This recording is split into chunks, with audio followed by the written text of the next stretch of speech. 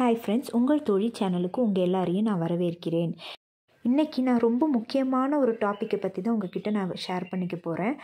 நம்ம செய்கிற terracotta jewellery எப்படி சேல்ஸ் பண்ணுறது அப்படின்றத பற்றி தான். நிறைய வழியில் நம்ம டெரகோட்டா ஜுவல்லரி ஈஸியாக சேல்ஸ் பண்ணலாம். அதில் முக்கியமாக நம்ம தெரிஞ்சுக்க வேண்டிய ஸ்டெப்ஸை ஒவ்வொரு வீடியோவாக நான் உங்களுக்கு கொடுக்க போகிறேன். அதில் ஃபர்ஸ்ட் ஸ்டெப் என்ன அப்படின்னு பார்த்திங்கன்னா, நம்ம எடுக்கிற ஃபோட்டோஸ், ப்ராடக்டை நல்லா ஃபோட்டோஸ் எடுக்கணும். இதில் செய்யக்கூடியதும் செய்யக்கூடாததும் என்னென்ன அப்படின்றத பற்றி இப்போ பார்க்கலாம்.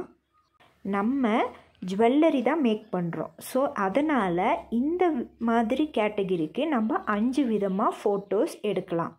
அது என்னென்ன அப்படின்றத இப்போ பார்க்கலாமா? நம்ம செய்கிற ஜுவல்லரிக்கு ஏற்ற கலர் பேக்ரவுண்ட், பிளெயின் பேக்ரவுண்ட் வச்சு ஃபோட்டோ எடுக்கணும். பார்த்திங்கன்னா ஒயிட்டாக இருக்கலாம், பிளாக்காக இருக்கலாம், அது உங்கள் இஷ்டம். But plain background. இன்னொன்று நம்ம சர்ஃபேஸில் வச்சு ஃபோட்டோ எடுக்கிறது. இதுவும் பார்க்க ரொம்ப அழகாக இருக்கும். அடுத்து ஜுவல்லரி டெமோக்காக நம்ம போட்டுட்டு அதை ஃபோட்டோ எடுக்கலாம். அப்போது கஸ்டமருக்கு ஒரு ஐடியா கிடைக்கும், எவ்வளோ லென்த் இருக்குது, எவ்வளோ பெரிய கம்மல் அப்படின்னு சொல்லிட்டு.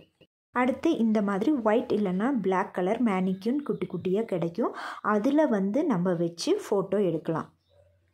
அடுத்து பார்த்திங்கன்னா ஜுவல்லரிக்கு மேட்சிங்காகவும் இருக்கலாம், கான்ட்ராஸ்டாகவும் இருக்கலாம். அந்த மாதிரி சாரீ மேலே வச்சு நம்ம ஃபோட்டோ எடுக்கும்போது நம்ம பண்ணுற ஜுவல்லரி கஸ்டமருக்கு எந்த கலர் சாரீக்கு அவங்களுக்கு மேட்ச் ஆகுதுன்னு ஒரு ஐடியா கிடைக்கிறதுக்காக இப்படி வச்சு கூட எடுக்கலாம். இப்போ ஃபோட்டோஸ் எப்படியெல்லாம் எடுக்கலாம் அப்படின்னு உங்களுக்கு சொல்லிட்டேன். இனி அதில் நம்ம தேவையில்லாமல் செய்யக்கூடாதது என்ன அப்படின்றத பற்றி இப்போ பார்க்கலாம். ஃபோட்டோ எடுக்கும்போது ஃப்ளாஷ் யூஸ் பண்ண வேண்டாம். நேச்சுரல் லைட்டில் எது இருக்கோ அந்த லைட் வச்சே எடுங்க. இந்த மாதிரி ஓவர் சன்லைட் வரும்போது ஷேடோ வரும். இந்த மாதிரி அவாய்ட் பண்ணிடுங்க. எப்போவுமே ஷேடோ இல்லாமல் நம்மளுடைய ப்ராடக்ட் மட்டும் தெரிகிற மாதிரி எடுங்க. இது எல்லாமே நான் அவுட்டோரில் ஷூட் பண்ணது தான்.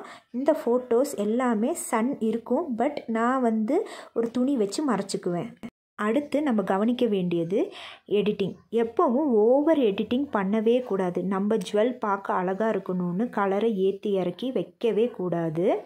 நம்மளோட ஜுவல்லரி ஆஸ் இட் இஸ் எப்படி இருக்கோ அதை ஃபோட்டோ எடுக்கிறது ரொம்ப நல்லது.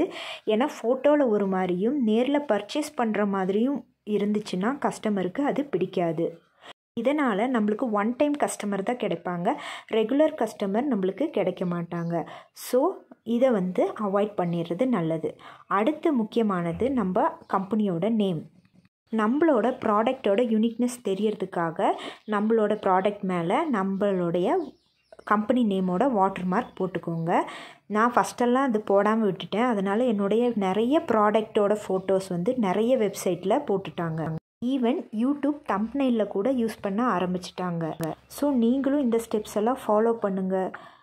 இந்த அளவுக்கு டீட்டெயிலாக நான் சொல்லியிருக்கேன் எப்படின்ட்டு. நெக்ஸ்ட்டு ஸ்டெப்பு என்னன்றது நெக்ஸ்ட் வீடியோவில் நான் உங்களுக்கு சொல்லித்தரேன். தேங்க்ஸ் ஃபார் வாட்சிங்.